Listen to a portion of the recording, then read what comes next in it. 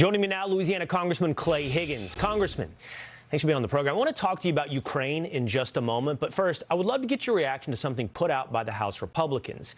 And here's what it says. In 2010, Bob Menendez wanted to meet with then Vice President Joe Biden to host an event, but instead of going directly to his office at the White House, Menendez's chief of staff went to Eric Schwerin. Who is Eric Schwerin? Well, that is Hunter Biden's business partner. So when Bob Menendez wanted to do a dirty deal, or when Bob Menendez, who does dirty deals, wanted to do a deal with the vice president's office, they didn't go to the office. They went to Hunter's business partner. Your reaction? Oh, what tangled webs we weave, correct? First of all, let me say I don't trust anything coming out of the DOJ, and I would not put it beyond them to go after Menendez as like a sacrifice to whereby they could pretend that they would willingly and effectively investigate things like this. You know, give them a little cover for obviously not participating and helping the Oversight Committee, upon which I sit in the House, to investigate the Biden crime family. So I don't know if the senator did anything wrong or not.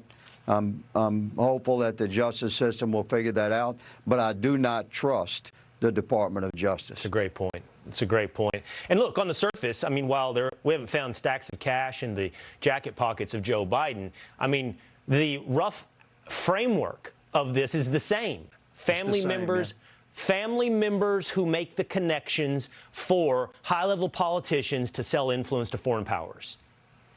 Yeah, one would think that all Americans should be alarmed that we potentially have a compromised president in the White House that clearly is connected to scores of millions of dollars of suspicious monies coming from foreign nations through 20 shell companies to 12 of his family members. Any reasonable man would say that's very suspicious, right. And personally I call it impeachable. I mentioned I want to talk to you about Ukraine. Let's talk about that for just one moment. The United States appears to be, Zelensky is suggesting, that the United States is going to sell him some long-range missiles. And we can't seem to answer a very simple question. I think it's one that you yourself have been asking. How much have we spent at this point? How much have we spent in Ukraine?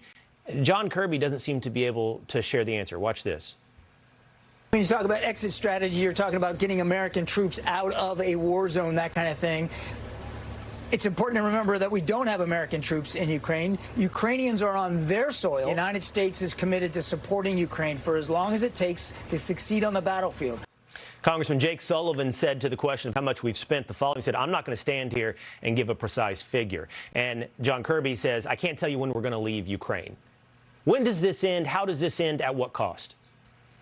It does not end well, certainly not for America or for Europe or the world, because this is a never-ending cycle of just feeding the military-industrial complex.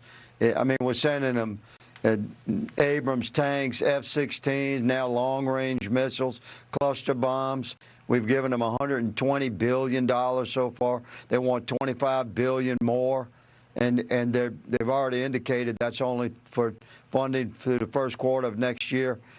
It's out of control. They don't know where this money is. Right. There's no accountability, and I'm completely opposed to it. Most conservatives are. And now we know as well that any funds devoted to Ukraine will be exempted from any threats to a government shutdown.